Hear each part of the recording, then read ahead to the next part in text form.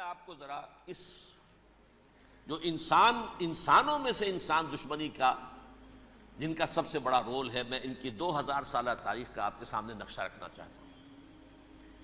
ان 1400 سال کا تو میں نے صرف 4 آپ کو پوائنٹس بتائے۔ موسیٰ سے عیسیٰ تک 1400 برس علیہ الصلوۃ والسلام، 2 مرتبہ عروج، 2 مرتبہ زوال، اشیریوں کے ہاتھوں پٹوائی، بابلیوں کے ہاتھوں پٹانا، گریکس کے ہاتھوں مرمت، رومنز کے ہاتھوں مرمت۔ یہ جو 2000 سال ہیں، کیونکہ اب تو ظاہر بات ہے 21ویں صدی شروع ہو گئی، 20 صدیاں حضرت مسیح کو پوری ہو گئی۔ پہلی بات نوٹ کیجئے، حضرت مسیح کی پیدائش ہے سن 1 قبل مسیح۔ یہ نقطہ آپ نے کبھی سنا ہے یا نہیں؟ جب ملینیم کا سلسلہ شروع ہوا تھا پچھلے سال، تو میں نے بیان کر دیا تھا کہ ایک عجیب حساب کے اندر انہوں نے غلطی کی ہوئی ہے۔ حضرت مسیح کی پیدائش ہوئی 25 دسمبر کو، سن انہوں نے شروع کر دیا، جو اس کے بعد جنوری آئی تو پہلا سال شروع ہو گیا۔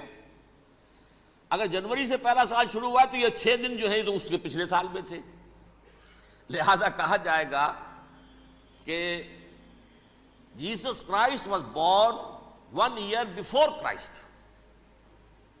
BC۔ تو 1 قبل مسیح میں حضرت مسیح کی پیدائش ہوئی۔ یہ آخری اسرائیلی نبی اور رسول۔ یہودی علماء کی مخالفت، دشمنی، سولی پر چڑھوا دینا میں بیان کر چکا ہوں۔ سن 33 عیسوی میں جبکہ حضرت مسیح کی عمر 33 برس تھی، اللہ تعالیٰ نے انہیں زندہ آسمان پر اٹھا لیا، لیکن یہودیوں نے اپنے خیال کے مطابق انہیں سولی پر چڑھوا دیا، ان کی موت واقع ہو گئی۔ اگرچہ اس کے بعد یہ اختلاف ہے ان میں، یہودی کہتے ہیں وہ سولی پر چڑھ گیا، ختم ہوا، مر گیا۔ عیسائی کہتے ہیں نہیں، انتقال ہوا ہے مسیح کا صلیب پر، لیکن پھر وہ دوبارہ زندہ ہو گئے ہیں۔ ان کی لاش ایک غار میں رکھ دی گئی تھی، وہاں ریزریکشن ہو گیا، ان کا باعث بعد الموت وہیں ہو گیا، اور پھر انہیں اللہ نے زندہ آسمان پر اٹھا لیا۔ تو ہمارے اور عیسائیوں کے درمیان نوٹ کر لیجئے، یہ چیز مشترک ہے کہ حضرت مسیح آسمان پر زندہ اٹھائے گئے۔ فرق کیا ہے؟ وہ سمجھتے ہیں کہ سولی دیے گئے، سولی پر مرے، پھر زندہ ہوئے، پھر گئے۔ ہم سمجھتے ہیں کہ نہیں، وما صلبوہ وما قتلوہ، انہوں نے نہ صلیب دے سکے انہیں اور نہ انہیں قتل کر سکے، بل رفع اللہ الیہ، اللہ نے اٹھا لیا۔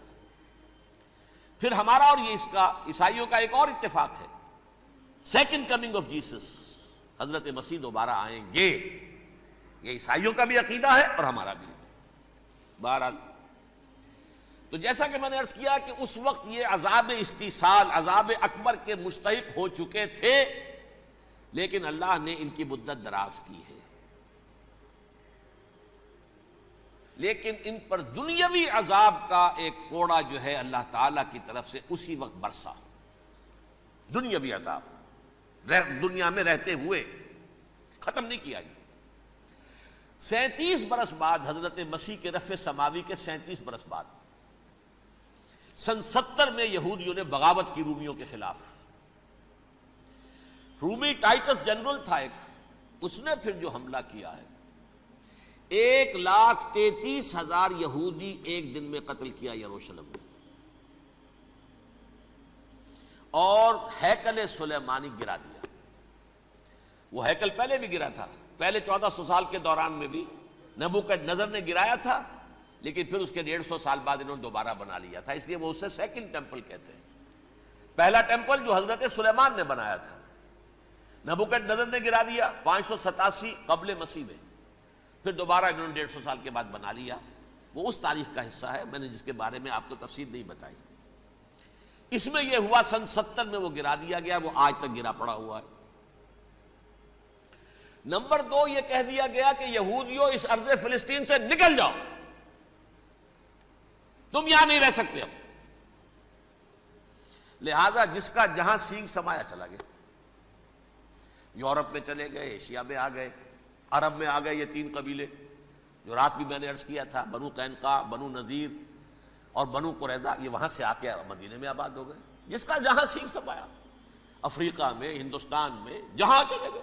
ڈایاسپورا اسے کہتے ہیں، وہ آپ نوٹ کر لیجیے اس لفظ کو، ڈایاسپورا۔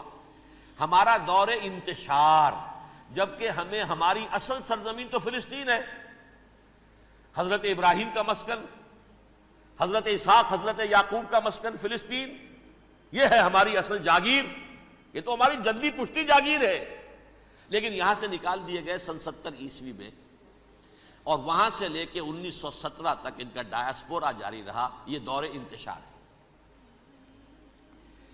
اس دور انتشار کے اب چند حصے ہیں جس کو میں چاہتا ہوں کہ آپ علیحدہ علیحدہ سمجھ لیں۔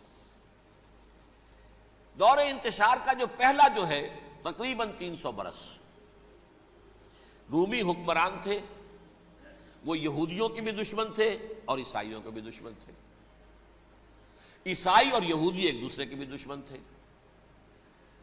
لیکن رومی سمجھتے تھے کہ یہ ایک ہی تھیلی کے چٹے بٹے ہیں۔ رومیوں کے نزدیک عیسائی بھی یہودیوں ہی کا ایک فرقہ تھے، کوئی علیحدہ مذہب تو تھا ہی نہیں،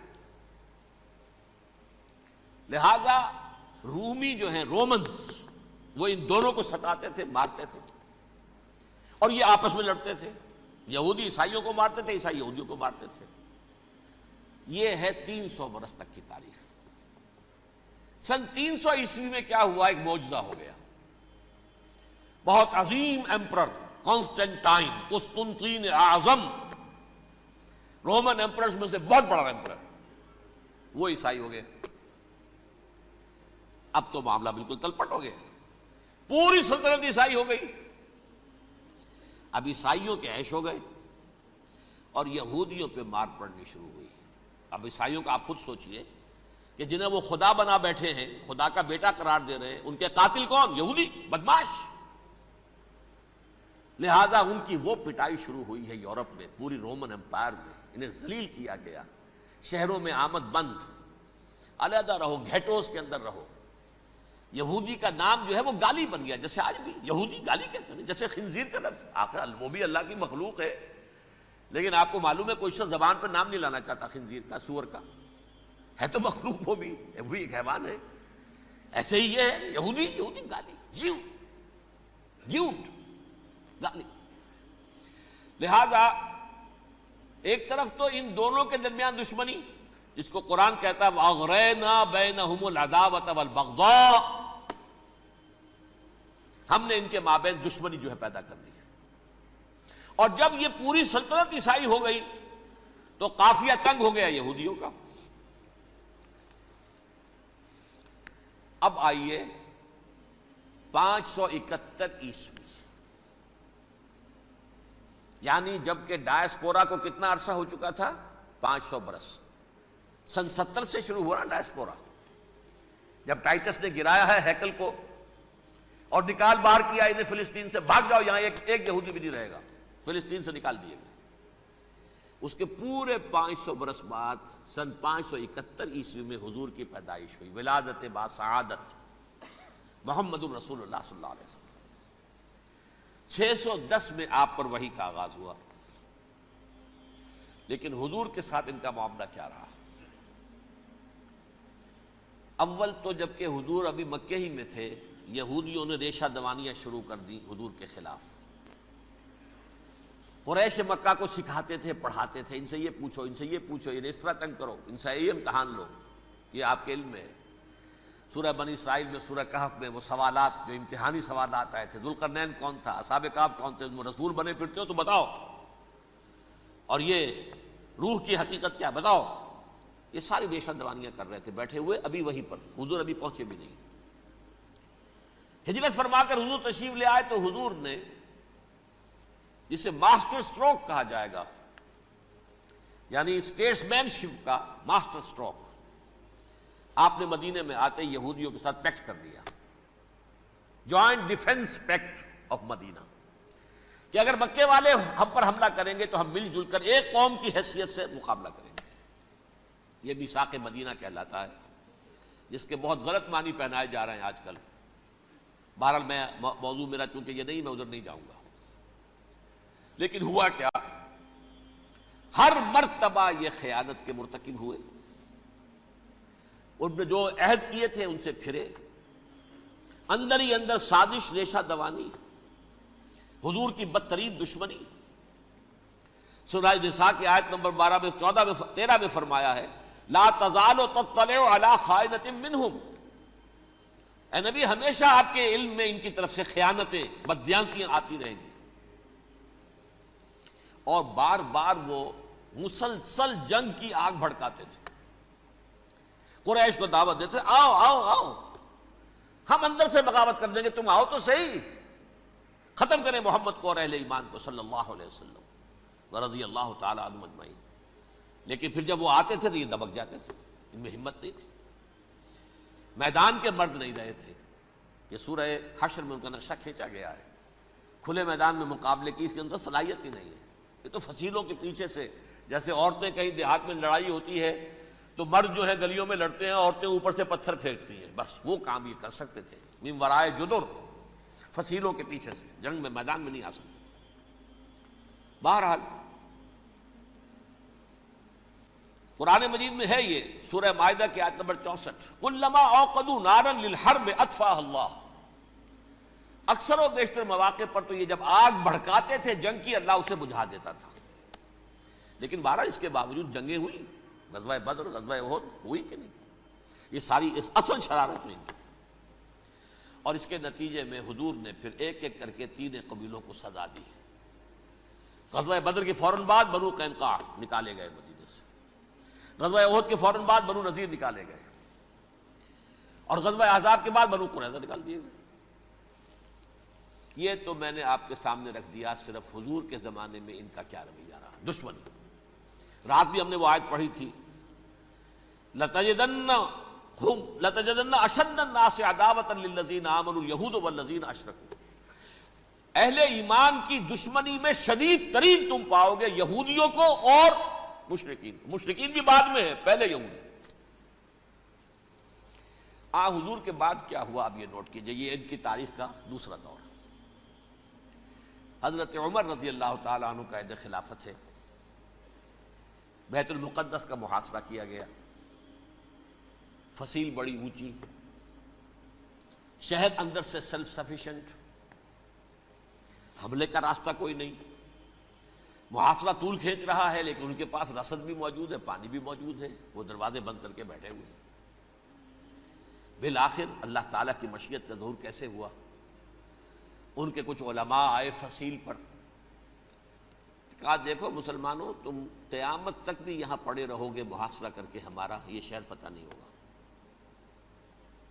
ہاں ایک درویش بادشاہ کے ہاتھوں یہ شہر فتح ہونا ہے، لیکن تمہارے اندر ہمیں وہ نظر نہیں آ رہا. ابو عبیدہ بن الجراح رضی اللہ تعالی عنہ، امین هذه الامہ، ان کا فوراً ذہن گیا وہ درویش بادشاہ مدینے میں بیٹھا ہوا ہے عمر رضی اللہ تعالی. اب ایک اور عمر بھی ہے جو قندھار میں بیٹھا ہے. نقشہ وہی ہے، سادگی کی حد تک نقشہ وہی، بالکل وہی، اپنی آنکھوں سے دیکھا ہے وہی سادگی. عمر اول، عمر ثانی تھے عمر بن عبد العزیز. اب ایک اللہ کے فضل سے اللہ تعالیٰ ایدہ اللہ بنصرتہ، اللہ تعالیٰ ان کی نصرت فرمائے، دشمنوں کو ان کے مقابلے میں نیست و نابود کرے. انہوں نے ریکویسٹ بھیج دی کہ حضور تشریف لائیے، یہ شہر فتح ہو جائے گا. وہ ہے سفر تاریخی، اتنا طویل سفر، تقریباً 700 میل، ایک اونٹ، ایک خادم، ایک منزل پہ امیر المومنین اوپر بیٹھے، خادم آگے چل رہا ہے، اگلی منزل پہ خادم اوپر بیٹھا ہے، امیر المومنین آگے جا رہے ہیں. اور جب پہنچے ہیں تو وہ باری تھی خادم کی. انہوں نے ہاتھ جوڑ دیا، حضور خدا کے لیے تم کیا کہیں گے لوگ، وہ میرا برا حال کر دیں گے، تمہیں شرم نہیں آئی؟ امیر المومنین پیدل آگے چل رہے ہیں نکیل پکڑ کر، اور تم بیٹھے ہو اوپر براجمان ہو. حضرت عمر فرمایا الدور دورک، نہیں باری تمہاری ہے، بیٹھ. اس حال میں پہنچے ہیں. اور پھر یہ کہ ابو عبیدہ بن الجراح آئے ہیں، استقبال کیا ہے تو دیکھا ہے اس حال میں چلے آ رہے ہیں. عمر نکیل پکڑے ہوئے چلے آ رہے ہیں، اور کہتے ہیں کہ کہیں کیچڑ ویچڑ تھا، جوتے خراب ہو گئے تھے، وہ بھی اتار کے ہاتھ میں پکڑے ہوئے، کپڑے تو تھے ہی پھٹے ہوئے. انہوں نے کہا بھی حضرت ابو عبیدہ نے، دیکھیے یہ بڑا متمدن ملک ہے، بڑا مہذب علاقہ ہے یہ، آپ ذرا حلیہ اپنا دوست فرما لیں تب جا کے پیش ہم آپ کو کریں گے. آپ نے فرمایا نحن قوم اعزنا اللہ بالاسلام، ہم وہ قوم ہیں جنہیں اللہ نے عزت دی ہے اسلام کے ذریعے سے، کپڑوں کے ذریعے سے نہیں، دولت کے ذریعے سے نہیں۔ اسی حال میں گئے ہیں، اوپر سے انہوں نے کھڑے ہو کر نشانیاں دیکھی ہیں، اپنی کتابیں کھولی، ہاں یہ وہی ہیں، اچھا لو جی سرنڈر، شہر تمہارے ہاتھ میں۔ خون کا ایک قطرہ نہیں بہا اور بیت المقدس فتح ہو گیا۔ لیکن اس وقت حضرت عمر نے ایک نرمی یہ کی کہ یہودیوں کے لیے بھی اسے اوپن سٹی قرار دے دیا۔ یہ احسان عظیم حضرت عمر کا، اس سے پہلے یہودی آ ہی نہیں سکتا تھا، داخل ہی نہیں ہو سکتا تھا، وہاں وہ آ کر وزٹ نہیں کر سکتا تھا، زیارت نہیں کر سکتا تھا اپنے مقدس مقامات کی۔ حضرت عمر نے یوں سمجھیے کہ تقریباً 550 برس کے بعد ان کے لیے راستہ کھولا ہے کہ ہاں تم آ سکتے ہو، زیارت کر سکتے ہو۔ لیکن یہ عیسائیوں نے لکھوایا معاہدے کے اندر، انہیں یہاں آپ آباد ہونے کی اجازت نہیں دیں گے، لیکن کم وزٹ دی پلیسز، دیکھیں زیارتیں کریں اور جائیں۔ یہ معاہدہ حضرت عمر کا ہے رضی اللہ تعالیٰ، جو پھر خلافت راشدہ کے بعد بنو امیہ نے بھی اس کو آرڈر کیا، بنو عباس نے کیا، پھر جو ہمارے یہ ترکوں میں اندر خلافت آئی تو ترک خلفاء نے بھی اس معاہدے کی پوری پابندی کی۔ فلسطین میں آ سکتے ہیں یہودی صرف زائرین کی حیثیت سے، وہاں آباد نہیں ہو سکتے۔ اب آئیے اگلا دور آیا حضرت عثمان کا دور خلافت۔ یہ ہے وہ وقت کہ اب یہود نے امت مسلمہ کی پیٹھ میں چھرا گھونپا۔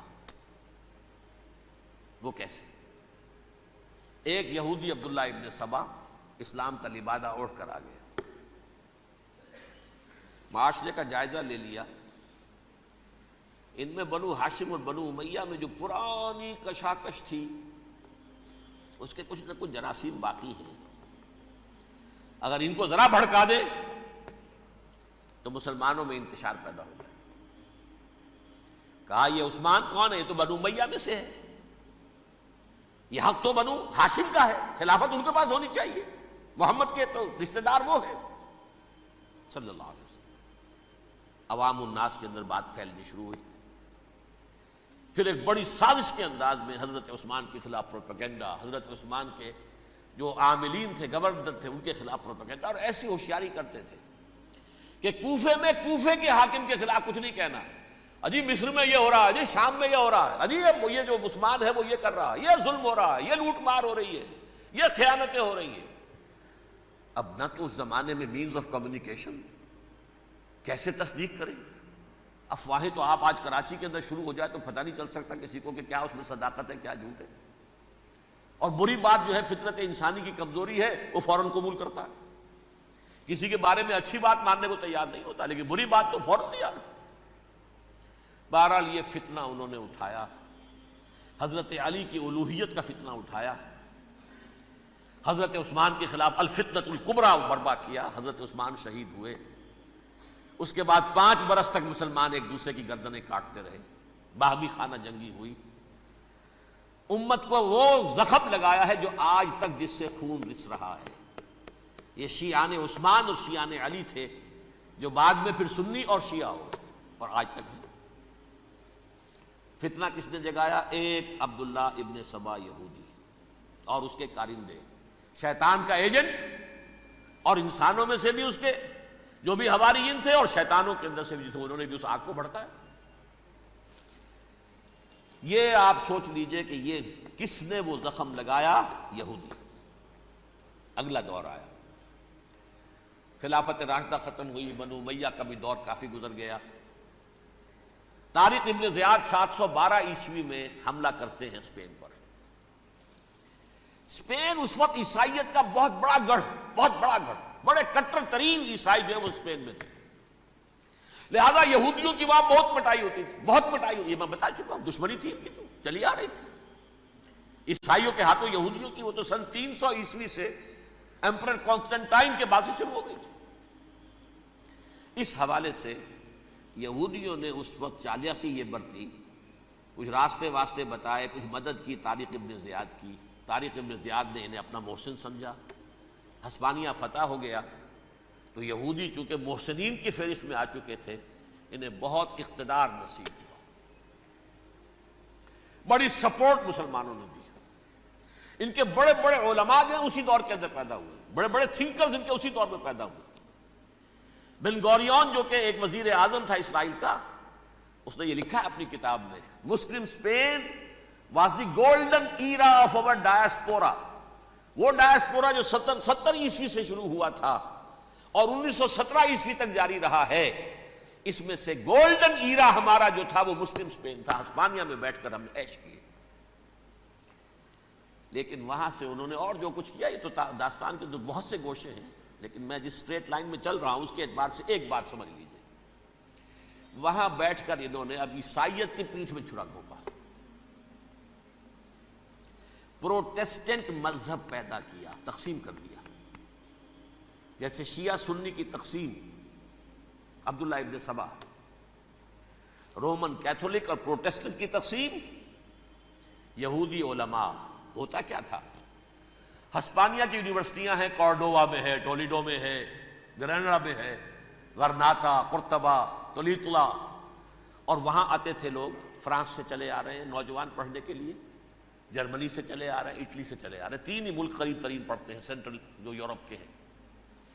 یہاں پر جو ہے وہ اسلام جو نور پھیلا رہا تھا اس سے بھی مستفیض ہوئے، جہالت کے جو ہے پردے ان کے وہ چھٹے، اس کے ساتھ ہی وہ یہودی وہاں ان کے اندر جو جراثیم داخل کر رہے تھے وہ اس عیسائیت کے خلاف بغاوت، جو اس وقت دنیا میں عیسائیت اس وقت تھی، پوپ کا راج تھا دنیا میں اس وقت، یورپ میں جو عیسائیت تھی اس میں ایک طرف بادشاہ تھے، لیکن بادشاہوں کی حیثیت وہاں پر یوں سمجھ لیجئے کٹ پتلیوں کی تھی، اصل قوت پوپ کے ہاتھ میں تھی۔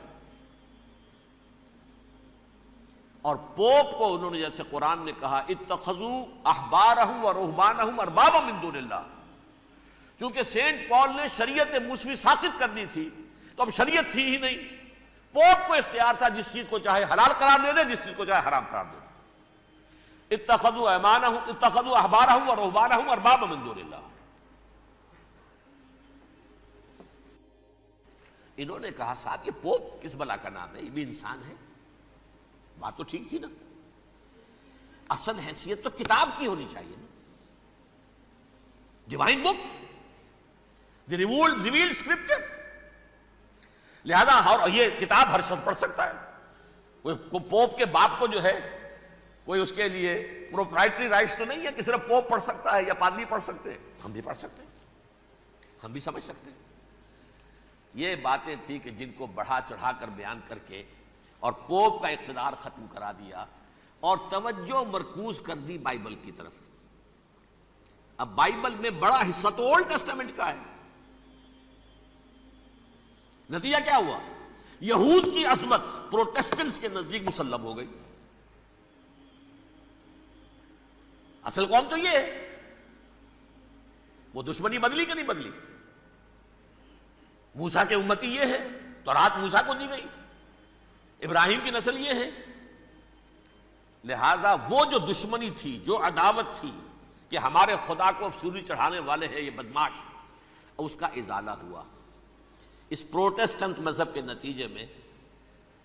یہ میں اب آپ کو بتاتا ہوں کہ ایک نتیجہ وہ نکلا ہے جسے برٹرنڈ رسل نے بیان کیا ہے،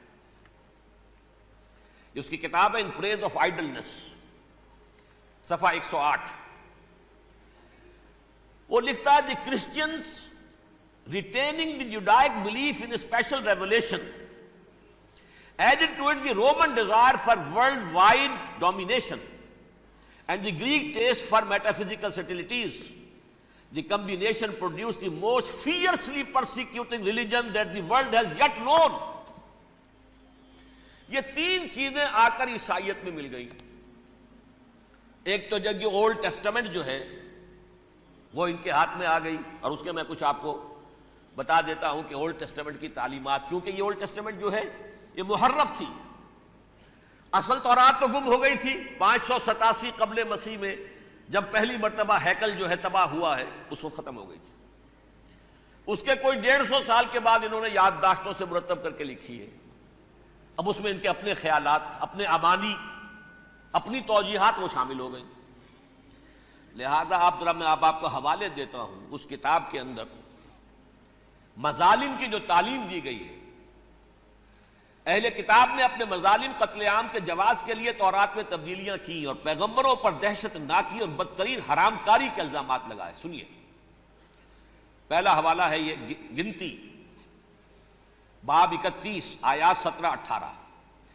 اس لیے ان بچوں میں جتنے لڑکے ہیں سب کو مار ڈالو، اور جتنی عورتیں مرد کا منہ دیکھ چکی ہیں ان کو بھی قتل کر ڈالو، لیکن ان لڑکیوں کو جو مرد سے واقف نہیں اور اچھوتی ہیں اپنے لیے زندہ رکھو. یہ کسی اللہ کی کتاب کا یہ جملہ ہو سکتا ہے؟ کسی ریویل بک کا؟ اور سنیے، یہ ہے استثناء ڈیٹرانومی باب 20 آیت 16-18. پر ان قوموں کے شہروں میں جن کو خداوند تیرا خدا میراث کے طور پر تجھ کو دیتا ہے، کسی ذی نفس کو جیتا نہ بچا رکھنا، جیسا خداوند تیرے خدا نے تجھ کو حکم دیا بالکل نیست کر دینا. مرد، عورتیں، بچے، بوڑھے سب ختم. یہ کتاب مقدس ہے. اور سنیے، سیموئیل باب 27 آیت نمبر 9. اور داؤد نے اس سرزمین کو تباہ کر ڈالا اور عورت مرد کسی کو جیتا نہ چھوڑا. نمبر 4، ان سب آباد شہروں کو ماں، عورتوں اور بچوں کے بالکل نابود کر ڈالا. کتاب استثناء باب 3 آیت 6. یہ ہے جو کہہ رہا ہے برٹرنڈ رسل، کرسچینٹی میں آ کر اب یہ 3 چیزیں شامل ہو گئی. ایک تو یہ باربیرین یہ تعلیم جو ہے، اور یہ مذہب کے نام پہ تعلیم، یہ کتاب مقدس کی تعلیم. نمبر 2، رومنز کے اندر جو ایک تمنا تھی ورلڈ ڈومینیشن کی، وہ عیسائیت کے اندر آ گئی. اس لیے کہ پوری رومن امپائر جو ہے عیسائی ہو گئی، تو اسے وراثت کے اندر ورلڈ ڈومینیشن کی جو ایک تمنا تھی وہ مل گئی. اور پھر یہ کہ انہوں نے جو توہمات تھے یونانیوں کے، ان کو بھی اپنے ہاں مختلف شکلوں کے اندر جمع کر لیا. ان 3 چیزوں کا the combination produced the most fiercely persecuting religion that the world has yet known. اس کے نتیجے میں دنیا میں تاریخ انسانیت کے اندر جو بدترین خوخار ترین مذہب ہو سکتا ہے وہ شکل عیسائیت نے اختیار کی. اور اس کا مظہر عتم کیا تھا؟ نوٹ کیجئے،